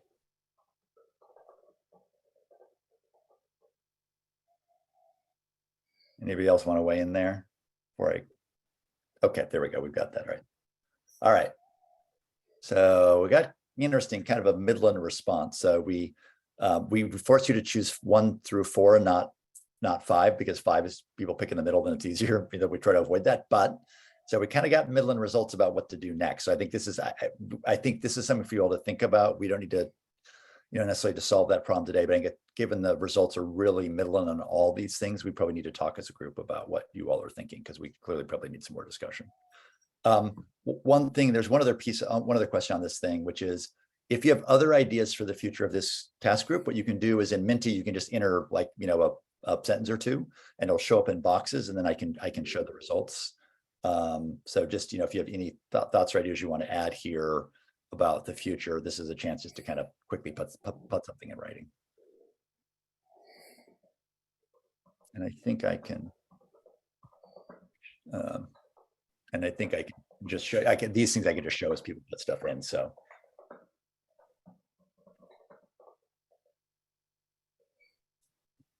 Well, these are just potentially additional things we could cover as a group.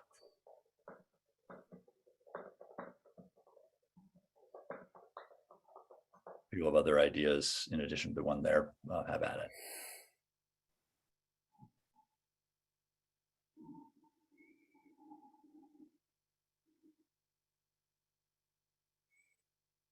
Give people a minute in case there's anything else they want to add.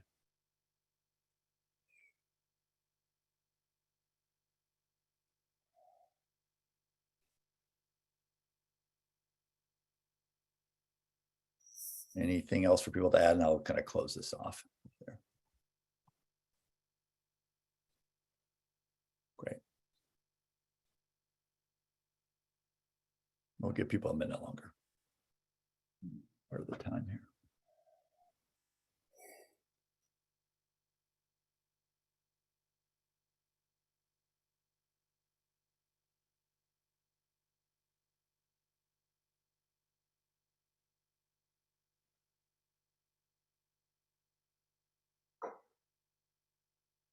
Okay, I'm going to go ahead and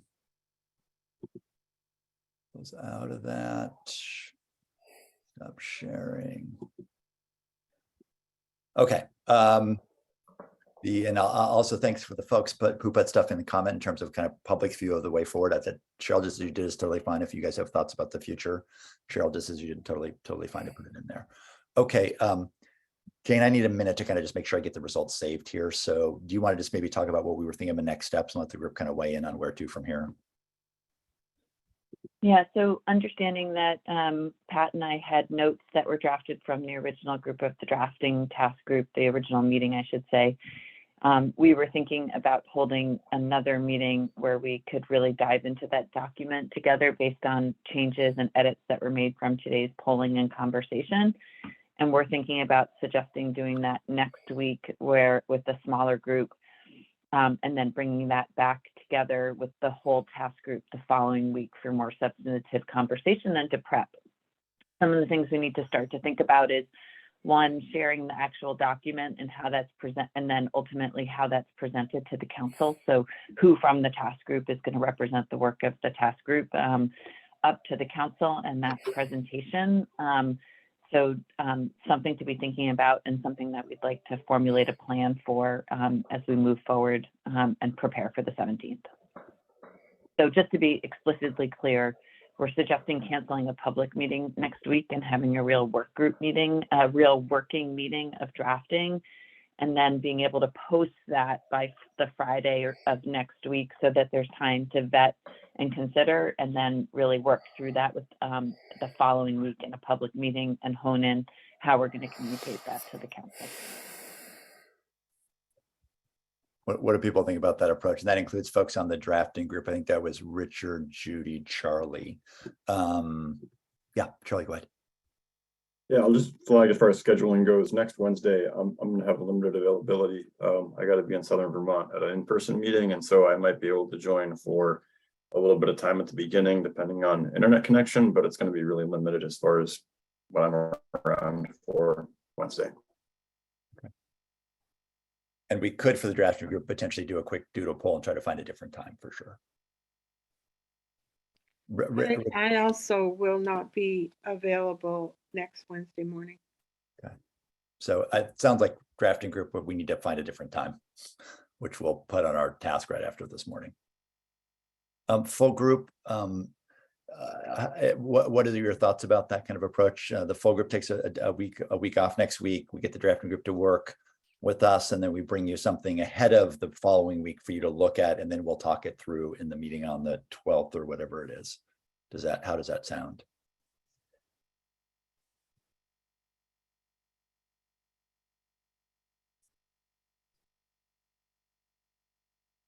That sound okay? Chase, that's all right? Okay. All right, Megan, that's okay? Okay, good. All right. Good. And I do note the comments in chat about potential ideas way forward, which is helpful. So thank you for that from members of the public. All right, so we would need to find a different time for the drafting group to meet. Jane and I would need probably, hopefully as early as Monday, we would get you something ahead of time to look at, drafting group, and then we would kind of work it through as a group. We would edit, change, revise. I think the conversation and the polling today is very helpful for us to kind of focus that document. And then we would bring back somebody to the full group before the 12th, and then on the 12th, we would talk about that. Jane, does that sound like the right? Okay. Judy, you had raised the question about any final presenters right now at least before we go to the Climate Council. So I do think we want to check in to see if people wanted to try to get one more presenter in. We'd probably try to do it, I don't know, in a meeting on the 12th, but we have a lot to do as well just to get ready for the Climate Council. But Judy, what's your thinking on presenters? Well, there have been several suggestions. One has been Dr. Sturman, and I suggested an opportunity for us to hear in a presentation form from Zach, Cheryl, and Annette. They're always there. They're always making a 15-second comment on what we say, and I'd love to hear what they have to say.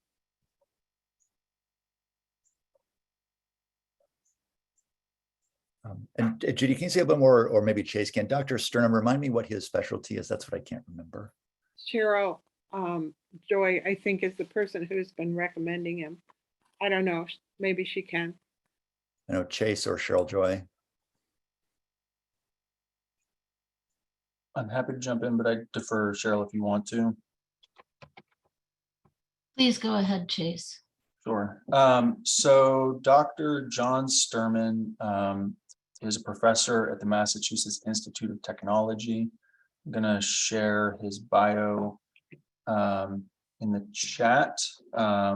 Excuse me. He is really focused on the modeling around wood biomass combustion for electricity generation in particular. He's extremely well published. He's, I think, widely recognized as one of the top academic voices and minds in the wood biomass space in the whole country, if not the world. If we could get him, it would be, a great opportunity. Certainly a chance to hear from a leading voice and thought leader in this space. I just want to add one more thing, is that he's not funded by anybody. So he's really independently, he's not biased by whoever is funding him. He's self-funded. That's good. And Chase, thanks for putting the bio in the document. So I guess the question is, if in terms of, Annette, thank you for that too. Jane, in terms of, I think as we do have a lot to do next week for drafting the following week to kind of digest and be prepared to present to the council, are you suggesting, Jane, we need another meeting for more presenters? What's your thinking? I guess I just want to be honest that the 12th, we'll need the full 2 hours to talk about the council meeting, which is the following Monday, because this will be where we're trying to get consensus on the document and thinking about how to present that to the council. So I just want to have the task group members consider that if they want an additional presentation or to have an extended public comment period, that we would ask all of you to schedule another meeting. Because there's just no way in 2 hours we can do that all. Right. So I guess. Can you read my note? Yeah, no, that's actually very helpful, Cheryl, which is, I think, is or at least Annette, Cheryl. That's the question from all of you is, do you need to hear from him before the comments, or do you need, or can that happen after? That I'm asking that of you, and it sounds like Cheryl is too. I think it was clear from the discussion today, there's still questions. I don't know if he's the person who can answer it, but I think we need our questions answered before we do a report. I'm just looking at John Sturman's page at the MIT Sloan School, and there's the first 12 publications or so that are listed for Dr. Sturman don't mention the specific topic we're working on. He's an expert on analyzing complex systems. In the 30 seconds I had, I didn't find any publications about biomass or greenhouse gases. I'd be happy to forward some to you, Richard. He's been publishing in this space for a while. I think he's sort of one of those really prolific people who publishes a lot. If you'd like, I'd be happy to just shoot you a couple of PDFs. So I guess I think that here, I think what Jane did, there's two thoughts. One is if we don't get to Dr. Stern, we can also note folks we didn't get to in the report to the Climate Council, including him. Two, if people feel it's important to hear from him, I think Jane's suggesting somehow we all need to find some additional time to hear from him. I think that's the point. So it would require either a longer meeting on the 12th, if, you know, probably 3 hours, not 2, or a different time.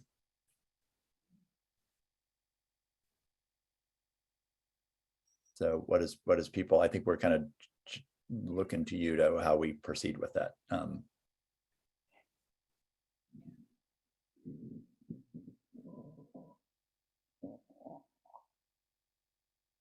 mean, I think that, you know, Chase, I don't have my notes, but I can't find right now, but Chase made the good point of it. I think we have learned that, you know, the kind of this accounting question really is about as compared to what's the fuel source going to biomass plants?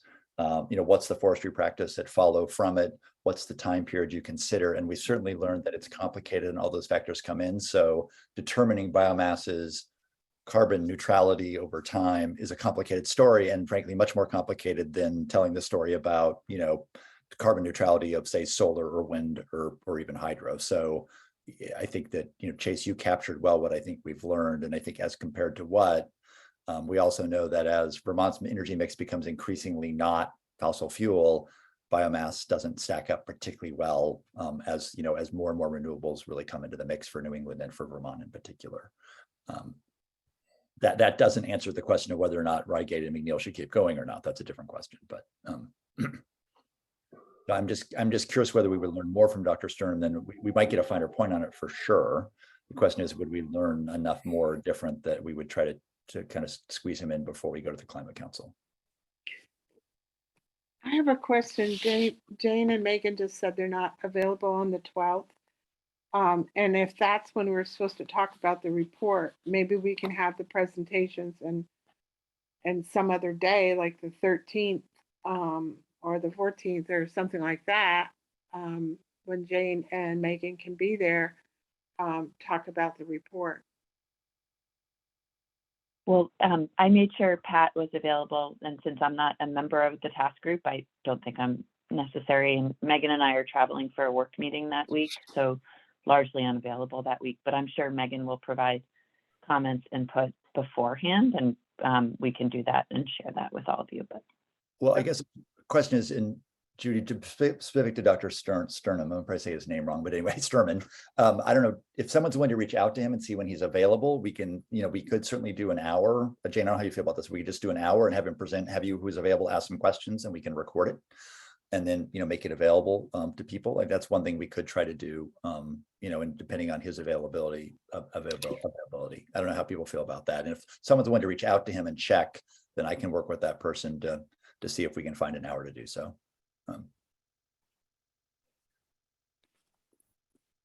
Are you suggesting perhaps over the course of the next week, we would see if he was available at his convenience at a time that worked for him?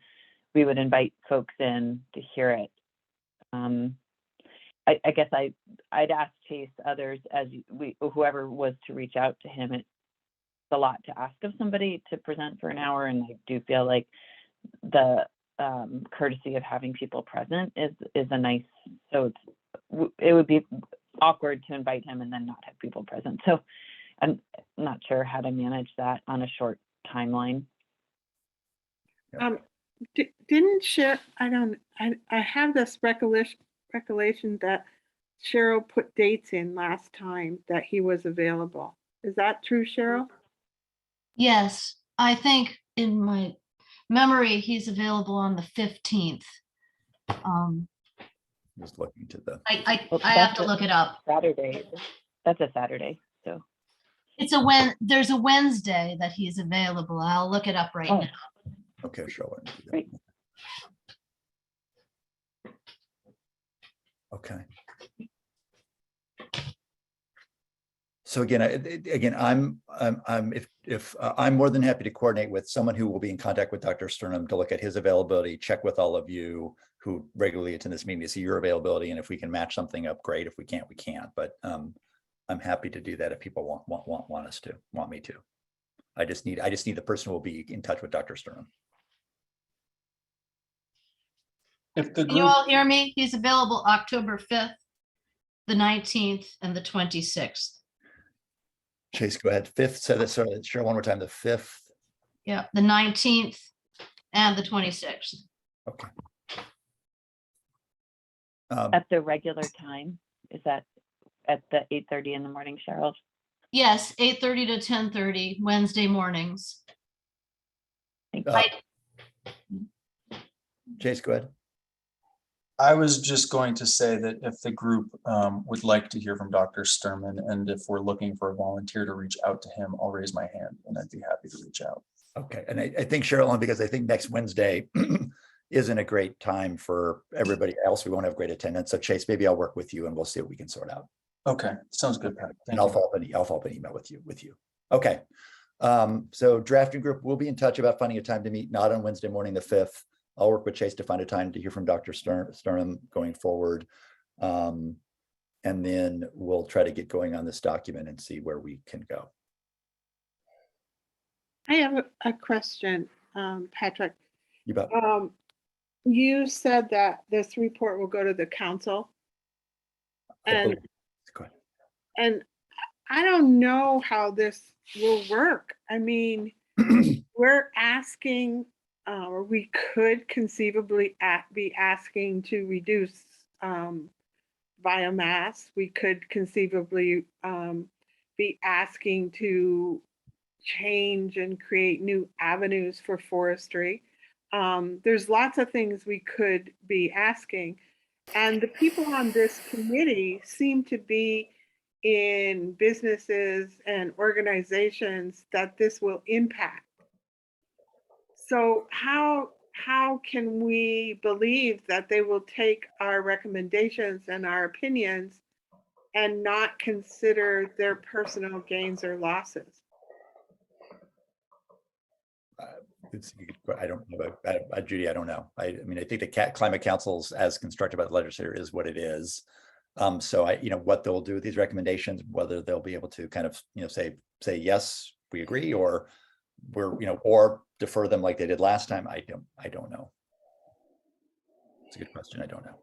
Okay, so can, when we create this report, can we mention that that's a concern and ask for them to check personal opinions at the door? mean, I think that's up to the group. So if you want to include that in the report and the group agrees, yes. If the group doesn't agree, individuals can still say that to the council as well. So. Okay. Okay. As you can see, I don't have a lot of trust.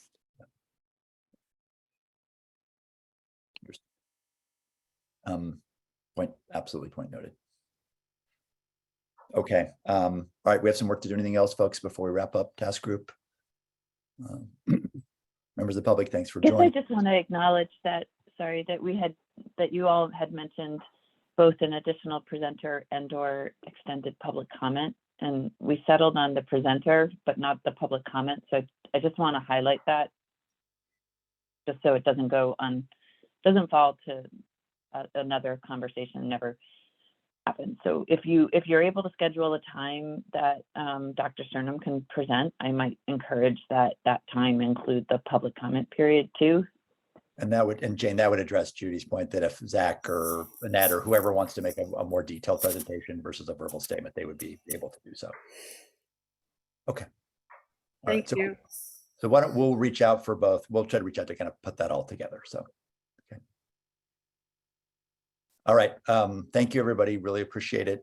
We'll be in touch very soon. Thank you.